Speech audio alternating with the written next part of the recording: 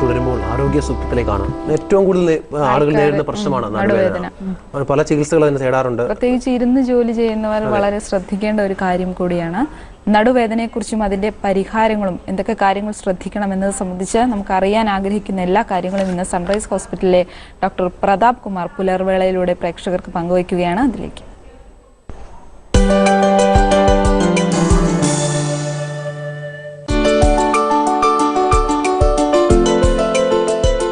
ഇന്ന് നമ്മൾ സംസാരിക്കുന്നത് നടുവേദനയെക്കുറിച്ചുള്ള നടുവേദനയുടെ കാരണങ്ങളും അതിനുള്ള പരിഹാര മാർഗ്ഗങ്ങളെക്കുറിച്ചും അതുപോയി ഇന്ന് നമ്മൾ സംസാരിക്കുന്നത് നടുവേദനയെക്കുറിച്ചാണ്. നിങ്ങൾക്കെല്ലാം അറിയാം, നടുവേദന എന്ന് പറഞ്ഞാൽ ഒരു സാധാരണ ആയിട്ട് എല്ലാവർക്കും ഉണ്ടാകാൻ സാധ്യതയുള്ള ഒരു ആരോഗ്യ പ്രശ്നമാണ്. ഇതിൻ്റെ കാരണങ്ങൾ എന്തൊക്കെയാണെന്ന് നോക്കാം. ഇതിൻ്റെ കാരണങ്ങൾ നോക്കിക്കഴിഞ്ഞാൽ നമ്മൾ പല പ്രായത്തിലുള്ളവർക്കും പല കാരണങ്ങൾ കൊണ്ടാണ് ഉണ്ടാകുന്നത്. അപ്പോൾ നമുക്ക് ഓരോ പ്രായക്കാർക്കും എന്തുകൊണ്ടാണ് ഈ നടുവേദന ഉണ്ടാകുന്നതെന്ന് നോക്കാം. പ്രധാനമായും കുട്ടികൾക്ക് നടുവേദന ഉണ്ടാകുന്നത് നമുക്ക് സീരിയസ് ആയിട്ട് തന്നെ എടുക്കേണ്ടതാണ്. കാരണം കുട്ടികൾ ഒരു പരിധിയിൽ കൂടുതൽ വേദനയില്ലെങ്കിൽ അവർ നമ്മളോട് പറയാറില്ല. അതിൻ്റെ പ്രധാനമായിട്ടുള്ള കുട്ടികളുടെ നടുവേദനയ്ക്കുള്ള പ്രധാന കാരണമെന്ന് പറഞ്ഞാൽ അവരുടെ ജന്മന ഉണ്ടാകുന്ന നട്ടലിനുണ്ടാകുന്ന ചില പ്രശ്നങ്ങൾ, അല്ലെങ്കിൽ വീഴ്ച പോലുള്ള പ്രശ്നങ്ങൾ, അതൊക്കെ കൊണ്ടാണ്. നിങ്ങൾക്കറിയാം, വളരുന്ന പ്രായത്തിൽ നട്ടലിന് ചില വൈകല്യങ്ങളൊക്കെ ഉണ്ടാകാനുള്ള സാധ്യതയുണ്ട്. വളവ് ഉണ്ടാകാൻ, സ്കോളിയോസിസ്, കൈഫോസ്, അതായത് കൂനും സൈഡിലോട്ടുള്ള വളവും അതൊക്കെ ഉണ്ടാകാറുണ്ട്.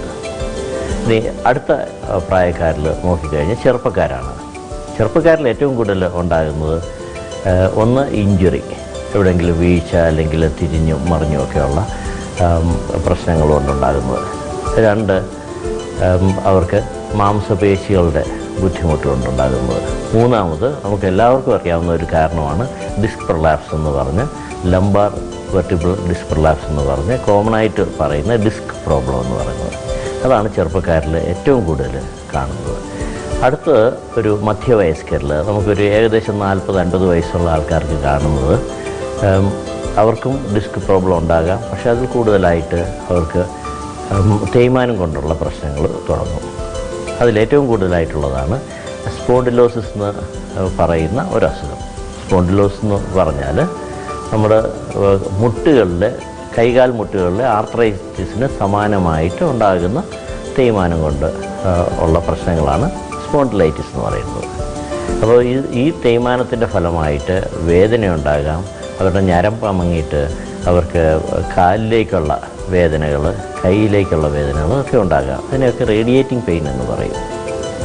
അവർക്കിത് കൂടാതെ കശേരുക്കളുടെ തെറ്റൽ, സ്പോണ്ടിലോലിസ്ഥസിസ് എന്ന് പറയും. അതായത് രണ്ട് കശേരുക്കൾ തമ്മിൽ അങ്ങോട്ടും ഇങ്ങോട്ടും തെറ്റിയിരിക്കുന്നത്, അങ്ങനത്തെ അവസ്ഥയും ഉണ്ടാകാറുണ്ട്. ഭാഗ്യവശാൽ അങ്ങനെയുള്ള കാരണങ്ങളൊക്കെ റെയറാണ്. ഇനി അടുത്ത ഒരു വിഭാഗമാണ് കുറച്ചുകൂടെ പ്രായമുള്ള ആൾക്കാർക്ക്. 50 വയസ്സിന് മേലുള്ള ആൾക്കാർക്ക് രണ്ട് പ്രശ്നങ്ങളാണ് സാധാരണഗതി കണ്ടുവരുന്നത്. ഒന്ന് തേയ്മാനം കൊണ്ടുള്ള പ്രശ്നം, രണ്ട് അസ്ഥിശോഷണം അഥവാ ഓസ്റ്റിയോപൊറോസിസ് എന്ന് നിങ്ങളെല്ലാവരും ഇപ്പോൾ കേട്ടിട്ടുള്ള ഒരവസ്ഥയുണ്ട്. ഈ ഓസ്റ്റിയോപൊറോസിസ് വരുന്ന ആൾക്കാർക്ക് നട്ടലിന് അമങ്ങൽ ഉണ്ടാകാനുള്ള സാധ്യതയുണ്ട്. അതായത് നമ്മൾ എക്സ്റേ എടുത്തു കഴിഞ്ഞാൽ ഒരു ഫ്രാക്ചർ പോലിരിക്കും. അത് വളരെ പെയിൻഫുള്ളായിട്ടുള്ള വേദന ഉണ്ടാക്കുന്ന ഒരു കണ്ടീഷനാണ്. രണ്ടാമത്തെ കാര്യം, നമ്മൾ നേരത്തെ സൂചിപ്പിച്ച തേയ്മാനം കൊണ്ടുള്ള എല്ലാ പ്രശ്നങ്ങളും ഈ വിഭാഗം ആൾക്കാർക്കും ഉണ്ടാകാറുണ്ട്. ഇനി ഈ പ്രായക്കാരിൽ നമ്മൾ ഏറ്റവും കൂടുതൽ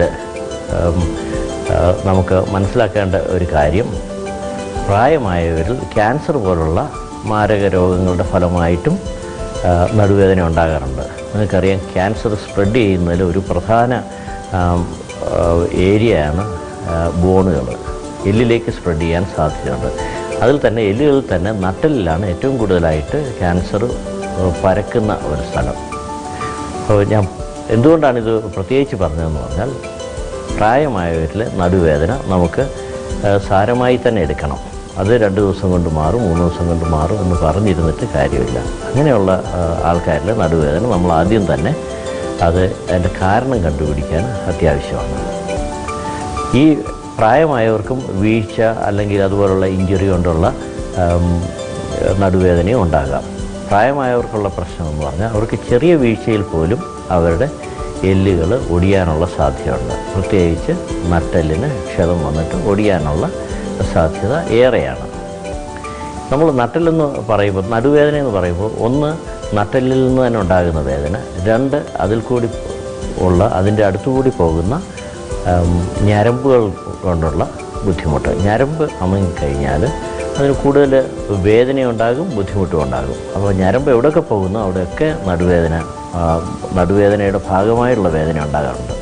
അതിന് ഉദാഹരണം പറഞ്ഞാൽ, നടുവേദനയുള്ള ആൾക്കാർക്ക് കാലിൽ വേദന വരുന്നു, അല്ലെങ്കിൽ മുട്ടിൽ വേദന വരുന്നു. ഇതൊക്കെ ഞാൻ ഈ നേരത്തെ സൂചിപ്പിച്ച പോലുള്ള റേഡിയേറ്റിംഗ് പെയിൻ കൊണ്ടുണ്ടാകുന്നതാണ്.